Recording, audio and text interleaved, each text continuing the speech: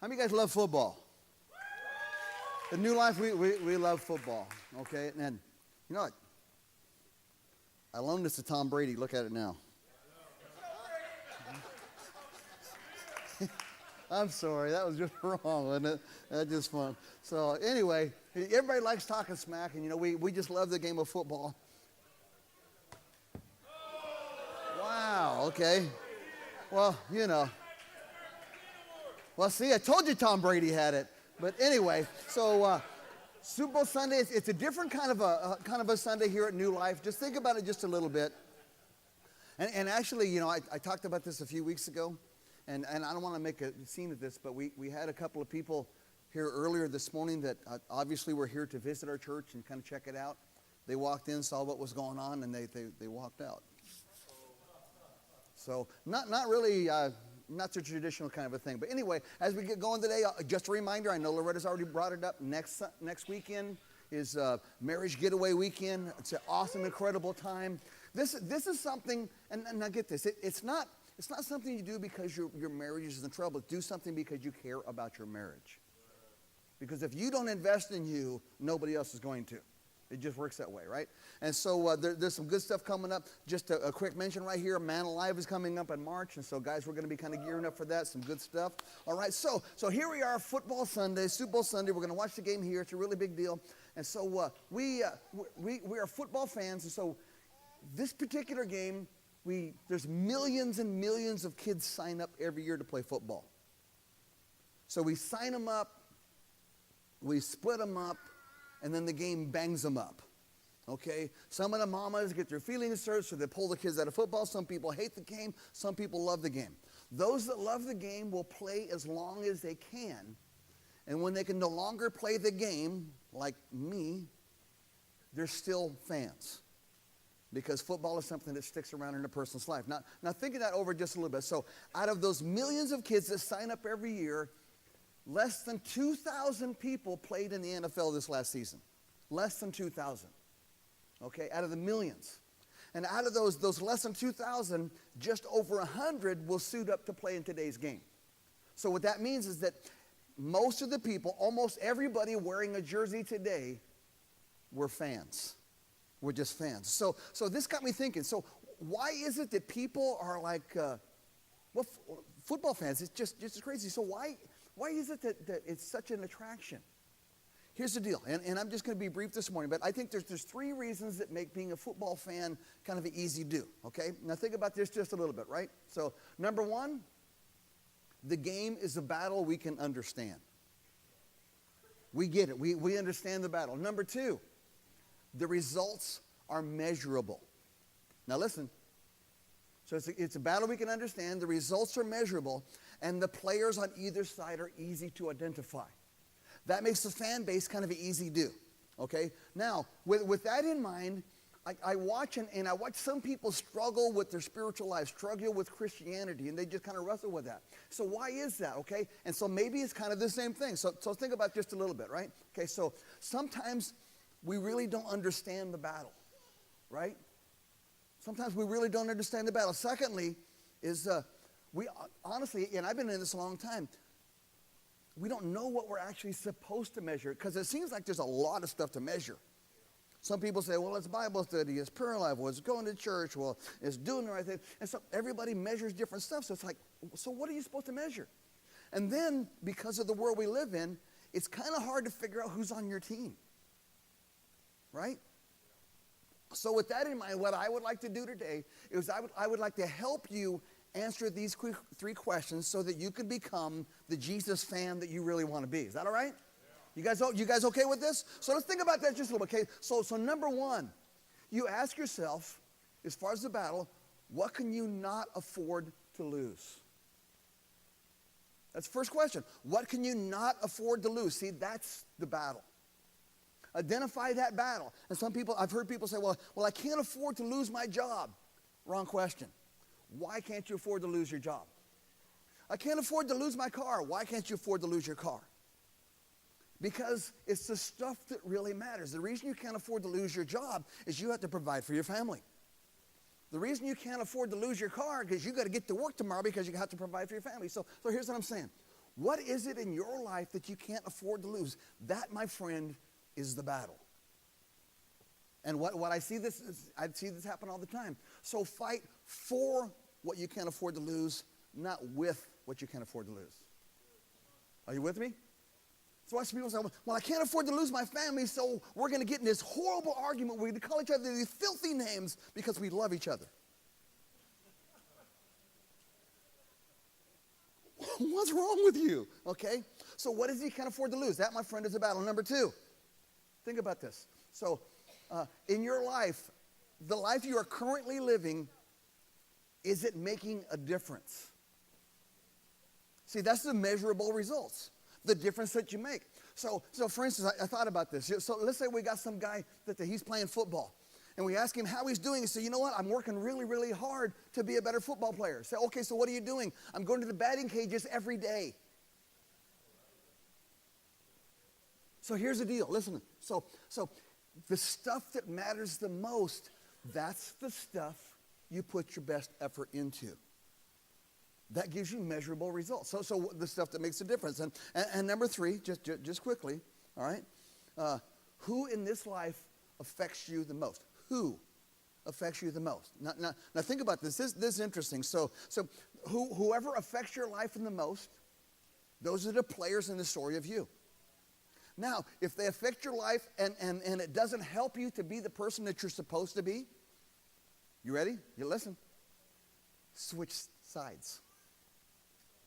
If the people that have the most effect on your life are not helping you become the person that you really need to be, my friend, switch teams. Okay? Because it's not helping you. And those that are helping you, if those people in your life that are having the most effect, if it's really making a big difference, and if it's helping you become that person, lean in. Be that way. All right, so with that in mind, so we're all fans of something. And we get to decide exactly how much effect that fan base has on us. So for me, I became a Green Bay Packer fan in 1967. Back when Fred Flintstone played, But anyway, so in 1957, Super Bowl I is when the Green Bay Packers defeated the Kansas City Chiefs 35-10. Just thought you'd like to know, okay? So I was just a little kid, but that's when I became a Packer fan. And so I've literally been a Packer fan for 50 years. That's a long time. Now get this. I've been a fan for a long time. We had a long stretch where they didn't win much at all, like nothing. Okay?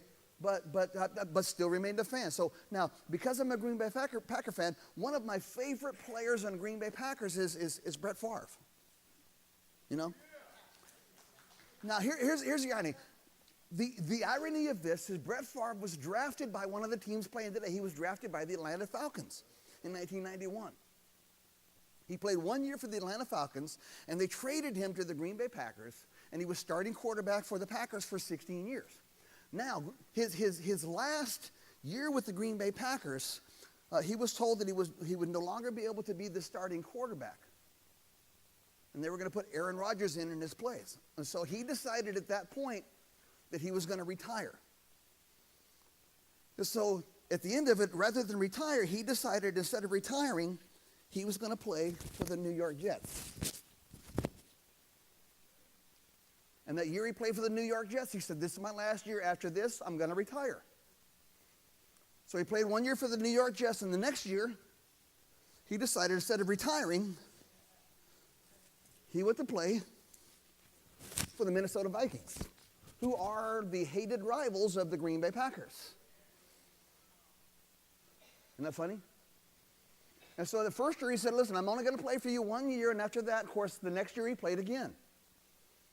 So here's what I'm saying, okay? So he was the butt of a lot of jokes because of the indecision and stuff, and here's what they were saying to Brett Favre. Here's the comments that they were making. I'm going to make the same statement to you. They were saying, you know what, buddy? You need to make up your mind, pick a team, and stick with it. So here's what I'm saying for us today. In your life and the way you live your life, I'm going to ask you to pick a side. Choose sides. Choose how you want to live. Choose who you want to worship. Choose what your life is about. Just Pick a side. Okay? So quit waffling back and forth. So thinking about that just a little bit, choosing a side. So you pick this life, you pick a side. This is the way this works. Now, it's probably not this way anymore, but I remember when I was in high school, in gym class. Does everybody still have to do gym class? Is that still necessary? Because I look at some of the kids and I'm thinking, you're not going to gym class. Couldn't be. Yeah, Xbox is not a thing, right? So when I was in gym class, but see, everybody had to wear the same thing. We had blue gym shorts, which is like super not okay these days. Because back in the 70s, it was like, that's not okay. So we had the blue gym shorts, and everybody had to have a plain white T-shirt. We all looked the same. So whenever we would play a sport and we would pick teams, we just simply did it this way. We just did shirts and skins. Anybody remember shirts and skins? Now, I think the girls' gym did it different. You know, it just worked that way. But see, here's how this works. So because everybody looked the same, we had to find a way to figure out who was on our side and who was against us. Because if we all looked the same, it was really difficult to be able to figure out how to play the game and win the battle. Are you with me now? So if we look like everybody else, if we act like everybody else, if we keep playing both sides, my friends, here's what I'm saying. It's really hard to win the battles that you need to win. So, Pastor Dave, what are you saying? Pick a side. Pick a side. Because if you waffle back and forth, I don't think you're ever going to win. So, just like my buddy Brett Favre. We're not really buddies. I just said that. You know, we lose credibility. We lose strength, we lose victory when we can't make up our mind what team we're on. In 1 Kings chapter 18, Elijah's facing off with people. Here's what he said. 1 Kings chapter 18, verse 21. Elijah stood up in front of all the people and he asked them, how long will you try to have it both ways? Listen to me, friends. Now, see, you're not making it hard on me. You make it hard on you. How long will you try to have it both ways? If the Lord is God, follow him. If Baal is God, follow him.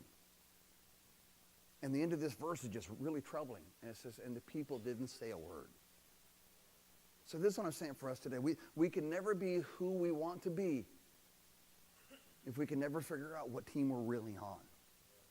We can never measure the progress, how good we're doing, if we keep changing sides. You understand what I'm talking about? As a matter of fact, probably the worst of all, we will never figure out just how much strength is literally standing right next to us if we can't make up our mind what side we're on, because we lose that momentum, right? Okay, so pick the gods that you want to worship, pick the life that you want to live, and that will make the big difference. Now being a fan, we're going to end this up. We good? Nice short message today. You like that? Being a fan, obviously we don't play on the field. But here's what we do. We suit up. We shout it out to the heavens. We stand shoulder to shoulder. And we cheer the one on who's playing on the field, which is our Savior, Jesus Christ, who is winning all the battles, fighting all the wars, showing us incredible favor, doing all these things on our behalf. And all God requires of you and I is that for you to pick a team, be on that side, and start shouting out and cheering them on. We call that worship. We call that honoring God. Pick what side you're going to be on, my friends. Choose who you're going to serve. Choose the life that you want to live. Choose the God that really matters in your life. And here's what I'm saying. That's how you win the battles. That's how you score the points. That's how you measure results. That's how you leave a legacy that other people can follow. My friend, pick a side. Just pick a side. And with that battle, with Jesus hanging on the cross that was designed for you and me, at the very end of the game, he called out 3 words. It is finished. Game over. You win. You win.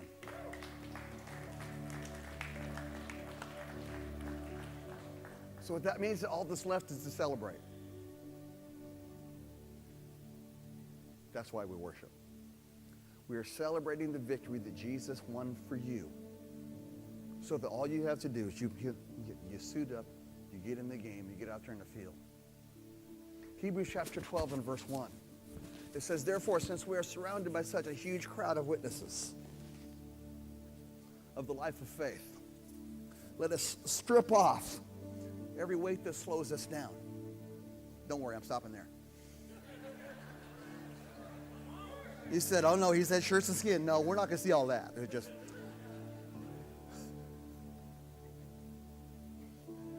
I even shield myself in the mirror. That's how bad it is. I'm just playing. Strip off every weight that slows us down, especially the sin that so easily trips us up. And let us run with endurance the race that God has set before us.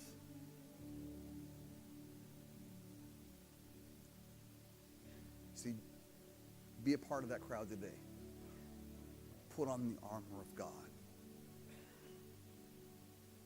Get your Jesus on. Get your worship on.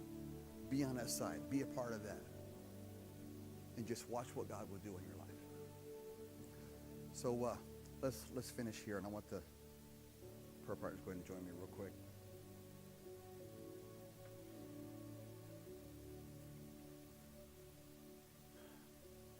Most of us have watched football before, so we get it. So here's how this works, and you get this. Sometimes the players kind of get off a little bit. Have you ever watched your team having a tough time? Anybody ever seen that? They get, come on, get it together. You know, they're just playing bad. You know what I'm talking about?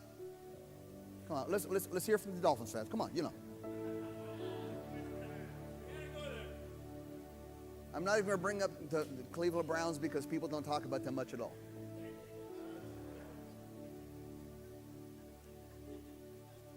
Raiders had a car wreck.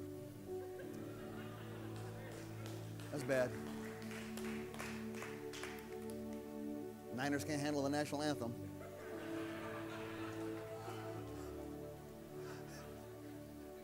I'm on a roll, you know. I tried to get one of the worship team to wear a Kaepernick jersey. They wouldn't do it because there's no place up here to sit when we do the flag salute. That's low blow. Okay, so anyway. So when the game isn't going well and the team gets off, the system provides a way for them to get a reset. Everybody say reset. And I just wondered today if there's people that you've gotten off your game and things aren't going well. And you just maybe even just pray. Say, God, is there any way I can get a reset? That sound good for you guys? I just need a reset. I just want to just take a break, kind of get things straightened out and make it work. In the game of football, they call a timeout. This is Sunday. This is a day of rest. This is your relational, spiritual timeout. This is your opportunity to reset. And what's great about being part of God's family, even in the game of football, you can't go back and replay the quarters that are gone. You have to play the game that's in front of you. So you take the time out, get yourself reset, and get in there and finish the game. So here's my challenge for you guys today. We can't renegotiate yesterday. Can't happen. It's impossible. Oh, you can fight about it. And you'll fight, and you'll fight, and you'll fight. And the reason that you'll always fight about it, because you can never fix it. Oh, I just want an apology. Suck it up, you big crybaby. In the name of Jesus. So you feel better? Apology doesn't help you. Letting go of it will. Reset. Take a break. Start here. Get on the right team. And let's finish the game. So could everybody bow your heads and close your eyes for just a moment, please? You're sitting in this room today. And there's some stuff going on, and maybe things have kind of gotten out of control, and it's like, wow, I just kind of got to pull myself together or something like that. Something has happened, or there's something in your past you can't get over. Don't you think today's a good day for a reset? So if you feel like that I've been talking about you today, if you feel like this is directed towards you today, you're right, because God knew you were going to be here. God planned on you having your heart open to what he's doing. And God wants to do a great work inside of you and your heart so you can finish the game.